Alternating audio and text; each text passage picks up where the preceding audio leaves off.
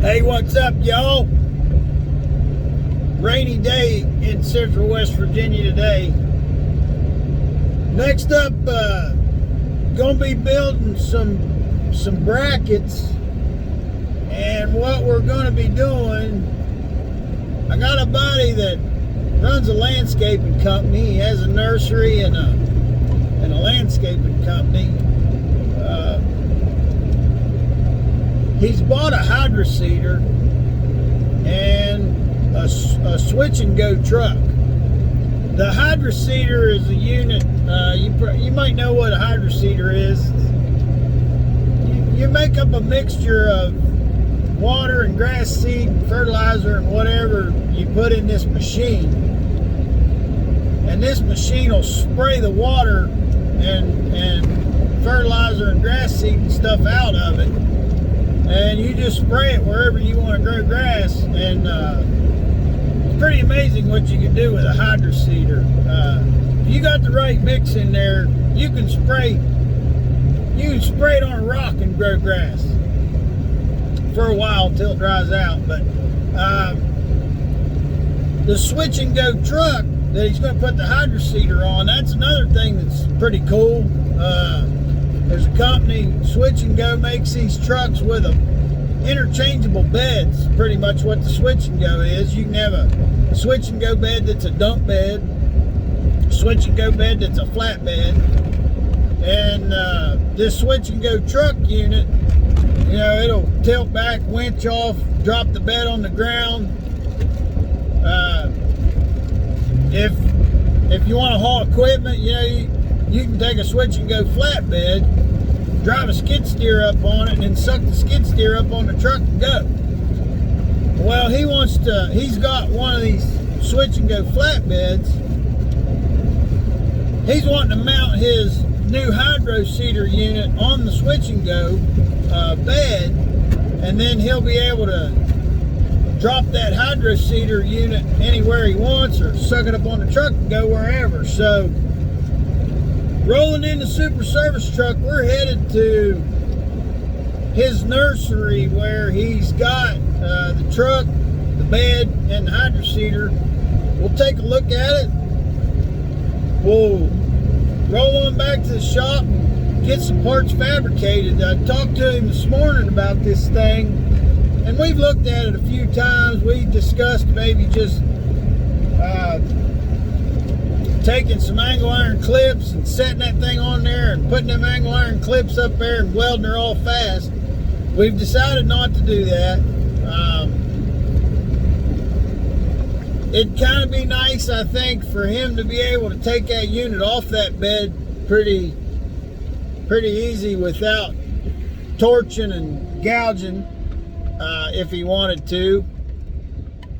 That would be a plus if he could remove it with bolts himself. And also, there's corrosion issues if we were to weld that on there like that. There's places where you wouldn't be able to touch up the paint, and once it started rusting, you know, you'd be damaging that Switch and Go bed, which is powder coated. You'd be damaging the frame of that Hydroseeder unit, which is also powder coated. So anyways, we'll take a look at it. So for right now, I got this Hydroseeder unit up on this trailer. Finn T120. Got a Yanmar engine.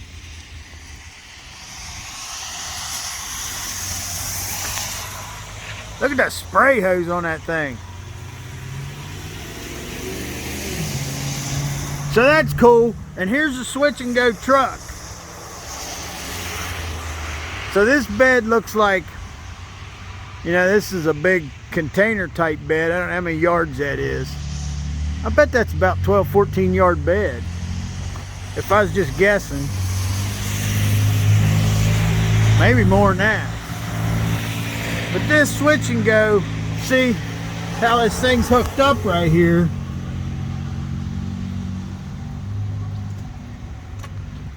Warren winch. So this thing will dump up, let the winch out, drop the bed on the ground. Now, He buys the right flavor. I'm down with that. This is a switch and go flatbed. We're gonna put the Hydroseeder on.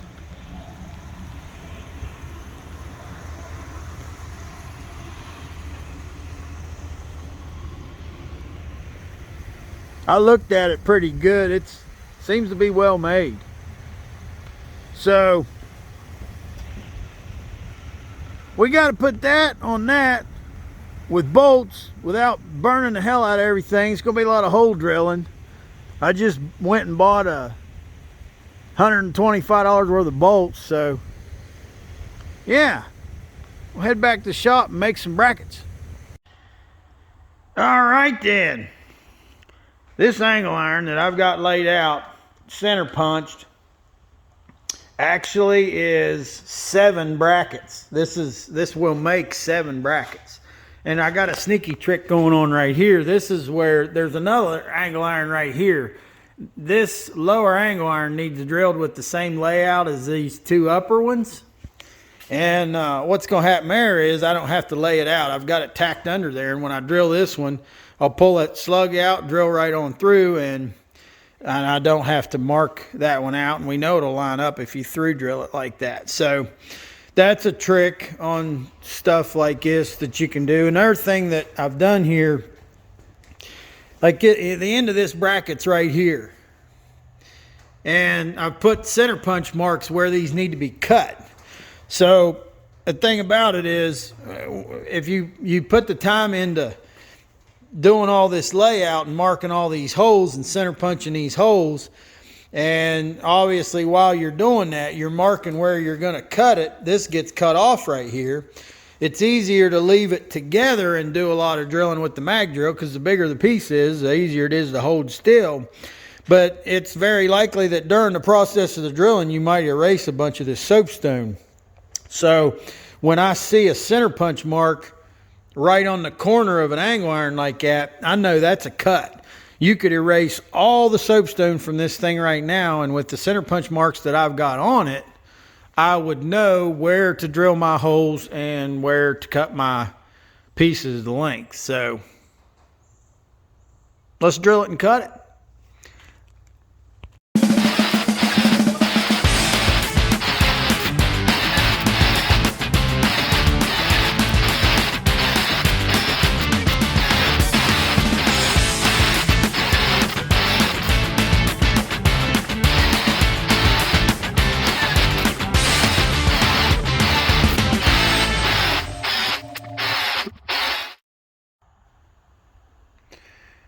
.30 holes, 13/16 diameter.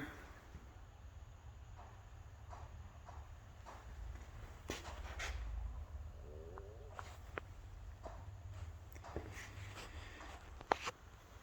think there's a dozen holes right here. That will be, I believe, 7/32. And I'll probably just drill press those after it's cut. But it doesn't look like I missed any of the 13/16 holes for the 3/4 bolts. So we're ready to cut this to length. Whenever I have an item like this, I'm drilling. It doesn't matter if it's an annular cutter like I have in the mag drill or a drill bit. If I'm going to paint, prime and paint, I'll either use water, or like in this case, I used water with a few drops of dish soap in it. I do think the dish soap makes it a little bit sticky. There are some water-based cutting fluids that work well as far as cutting, but they destroy paint jobs if it's not completely removed. And oil will too. I like to use oil out of the crankcase of my truck. Use motor oil for some drilling stuff. But if you're going to paint it, boy, you better make sure you get every trace of that oil off, or you're going to have an issue with your adhesion on your paint. With plain water or water with a little bit of, few drops of Dawn in it, never had an issue with paint sticking. So we'll disconnect that piece that I tacked on there and drilled through, and we'll get set up to cut these to length. And I got the mess cleaned up. Metal shavings are a nightmare. Machine shops are a freaking mess sometimes. Been in a lot of machine shops where there's just metal shavings everywhere. And the sooner you get them up, the better. You're just going to track them all over the place and spread it everywhere. I did a preliminary clean in there just to get the bulk of it. And then I ran that roller magnet and got some more of it. And the very last thing at the end of the day, I'll run the blower in here and get the rest. Miss Diane gets very upset if you don't keep the shop clean. So we need to stay on top of that. If you haven't used one of these roller magnets before,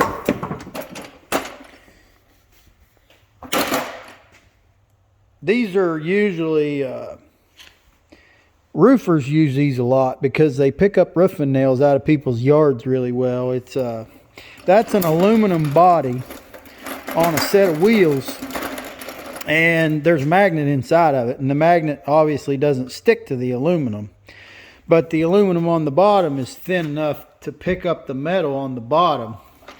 And then when you get a bunch of metal stuck to the bottom of that aluminum block. And that magnet inside of there, when you lift this, you're lifting that magnet up, which in turn is releasing the metal from the bottom.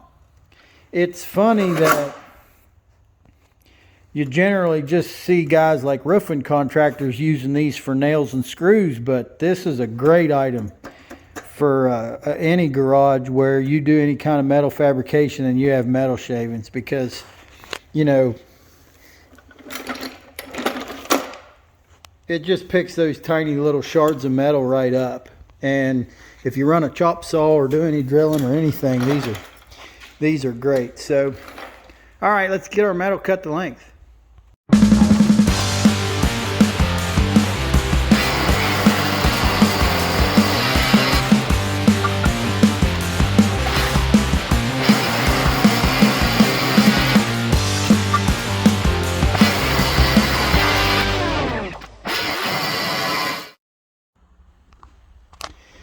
Now with these two 5x3 by 3/8 angle iron brackets, they get 7 holes drilled. I think I'm drilling 7 30-second holes, and each one of these gets 7 holes. And these are for self-tapping screws to go through. We're not counting on a lot of structure for this. This is just these will be screws that hold this in place. And nothing like the 3/4 inch bolts that are really part of the structure. But a good use, you'll see later, it's a good use of the self-tapping screws because it's up under there. It's hard to reach. You can't drill there very easy. So I think that's the answer for that part up underneath, and we'll get these drilled.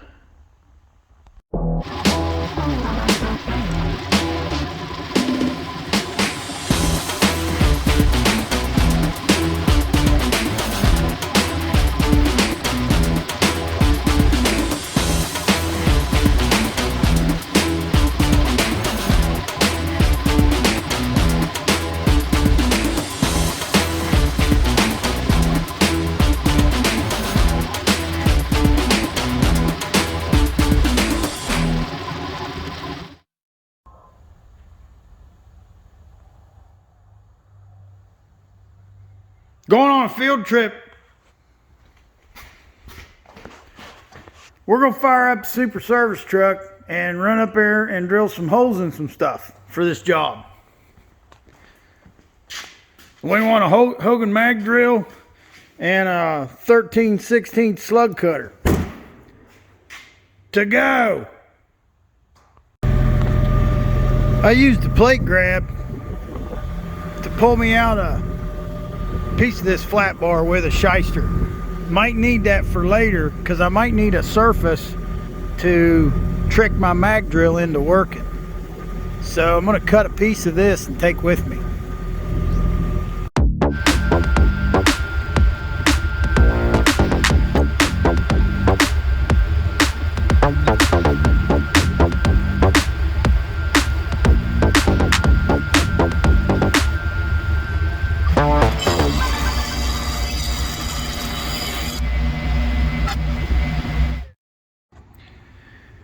Nursery's closed.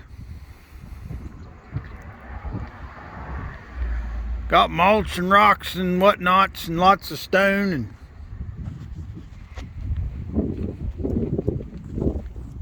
stuff for your yard. Anyway, nohow, this here's what we're going to be messing with. It ain't really nursery season yet. Still cold. That's where that bracket goes. Gotta watch when you're drilling. Obviously, right here, look. Plastic fuel tank right in behind there. We don't want to drill a hole in that. Look right here, you can see the weld where see that radius. Now inside of there is the hopper or the tank or whatever that contains the hydroseeder spray and stuff. And you can see how I laid these holes out. There's a higher one here, lower, clear to the bottom, higher and higher. You wouldn't want to go right here and drill a hole through there. You'd be drilling into that tank. So what I've done here, I've got this clamped up there. I've felt in behind there and made sure that I'm not causing any problem by bolting this bracket where I am. So I'm going to make these holes and drill it out.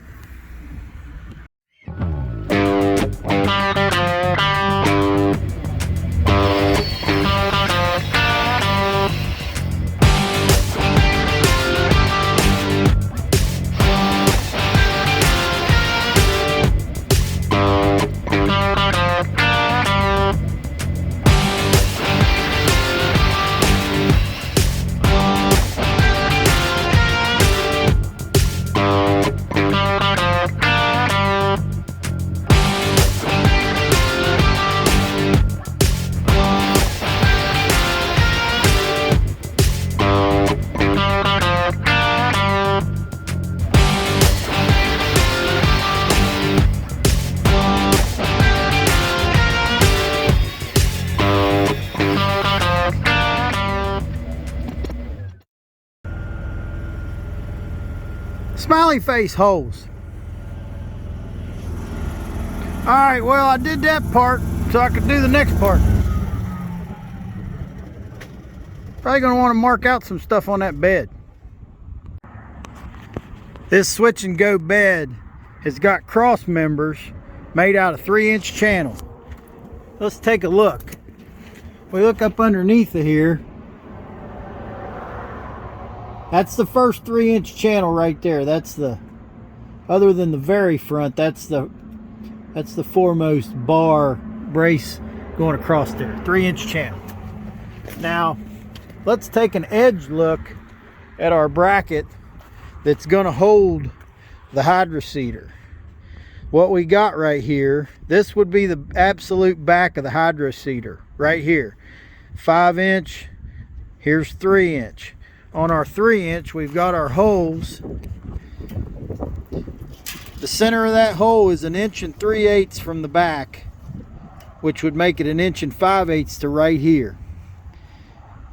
Underneath, I've got a 5x3 3/8 angle iron where this 5-inch part is going to be up underneath of that truck bed, making contact with the bottom of that floor plate right there.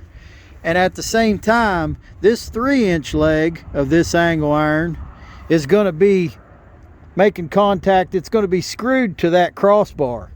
That way we have something there when this switch and go dumps upward, with all that weight of that hydroseeder here. I'm not worried about it pulling off. The plate would hold it for that.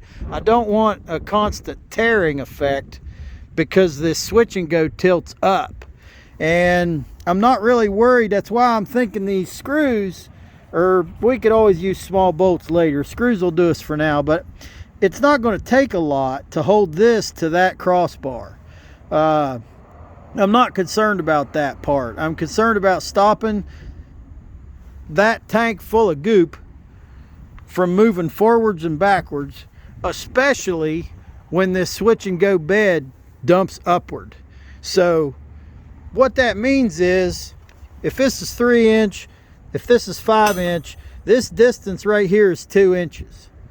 So I've got a mark here. I made a soapstone mark where I was kind of guessing that I'm 2 inches, that I'm, get my tape measure setting there. This soapstone mark is right at that back of that back 3-inch channel, and then when I put my tape measure up here at the 2 inches, I can get an idea of where the back of that hydroseeder is going to sit because of the length of the hydroseeder, which brings me out at this 146 1/4 where I made this mark, and I'm good with that. So the next thing is going to be putting that thing up there 2 inches back, or forward in this case, from the back of that underneath channel. And the beauty of this is, since I haven't drilled this yet, I can through drill that, and if I'm off a little bit, I'm still good. That's the reason these holes aren't drilled yet. The first thing we're going to do is put this in place and drill the bed. Then we'll put these underneath of there and drill through it. Some things like this corner right here, it's one of them situations where you want a place where you can hook your tape measure, and it just doesn't, you know, there's a weld there and there's nothing about that's going to make you accurate. It's a pain in the ass. These trucker magnets, you wouldn't think that magnet would be a tool, but if you put that magnet right there, that's a really strong magnet. And you can go over to the other side and put your tape measure, you know, run your tape measure, the end of the blade right up against that, and that will be accurate. It'll be right flush with the edge of whatever you stuck it to.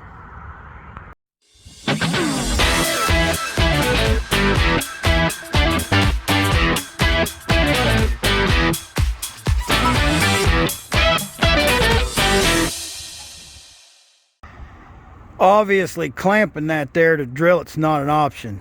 I'm gonna have to use self-tapping screws.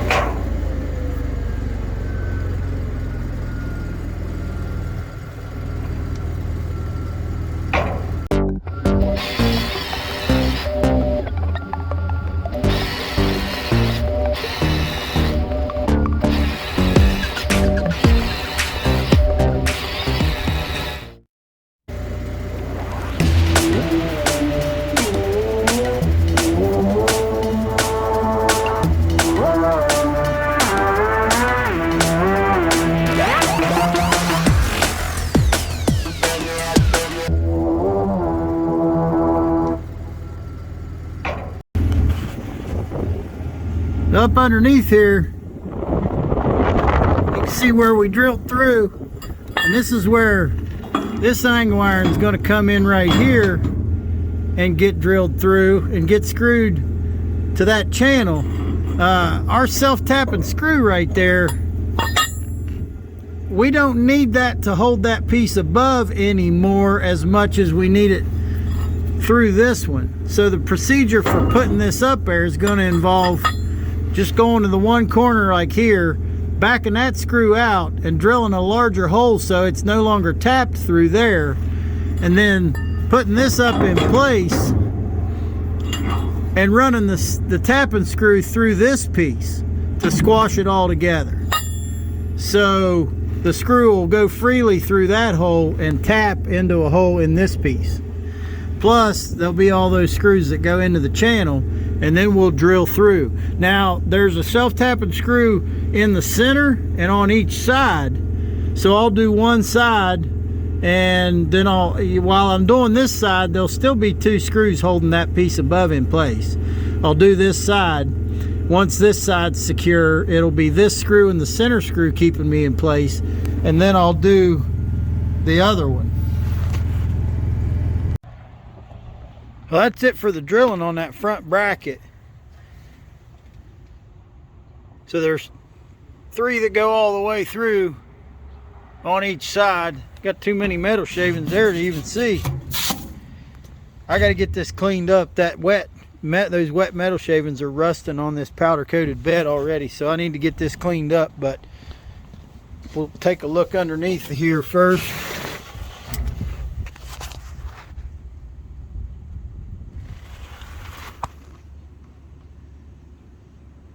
So I did put them 4 self-tapping screws across right there. On this one, I put the one that held the top right here in, and I started running them across, and I put 2 in, and I realized that was enough to hold it. And I also realized that I'm not going to use those self-tapping screws beyond just getting this drilled. I'm going to take them out, and I'm probably going to drill that out to a bigger size and put a regular grade 8 bolt in it. I thought I might use those screws because when I was thinking about this at the shop, I didn't know if I'd want to reach in behind and put a nut on it, but I'm seeing that that's not a problem. So we'll just use bolts, which would be better. The self-tapping screws, though, sometimes they're just great just to hold something in place. You know, it's a cheap way when you can't get a clamp on it. That's a cheap way to hold something where you need it. So let's move on to the next thing.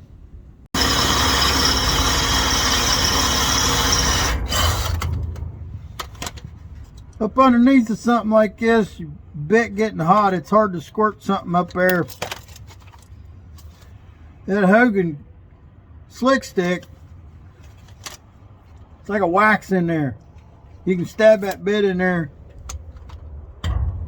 I use it in positions like this.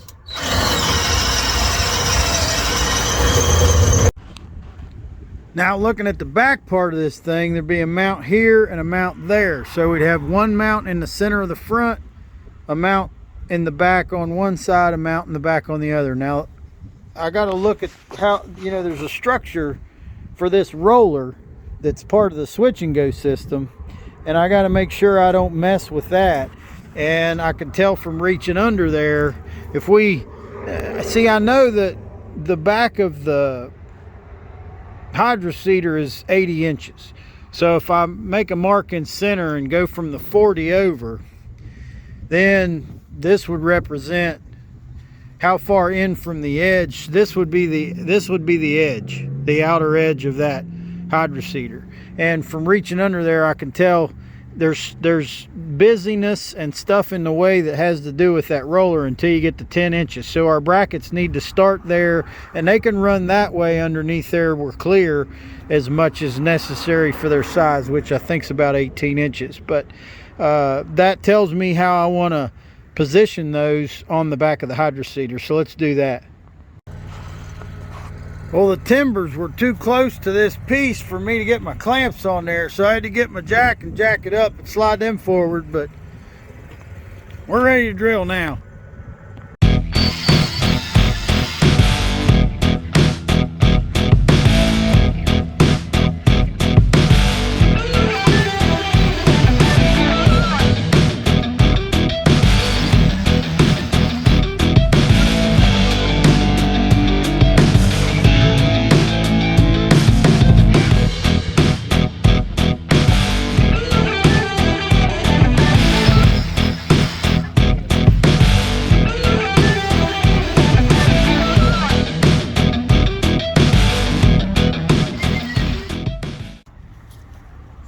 So there's one of the rear brackets that's drilled. They're both drilled, but that one's in place. And just to show, you know, that's gonna land over here on the corner like I was talking about, just inside of the structure for that roller. So it'll be about right here. And what goes underneath of there are these 2x2 3/8 that were through drilled. If you remember, see, these will sandwich that. So this will be under the bed over there, and be like a 18-inch long washer that stiffens the plate. And I'm seeing a problem that I got. See, the holes where the bolts will go through the bed for this right here, I'm wanting to connect the front part of this rig and then put these and then drill these.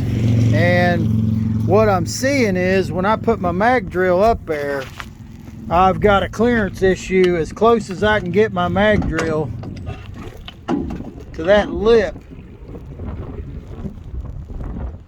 I still lack about a 1/2 inch from being able to drill that hole. And that would normally cause you to have to mark those holes and then move the machine and then drill them. And I don't want to do that if there's something I can do about it right now. And I think what I'm going to do, since I've got 2-inch bolts and we've only got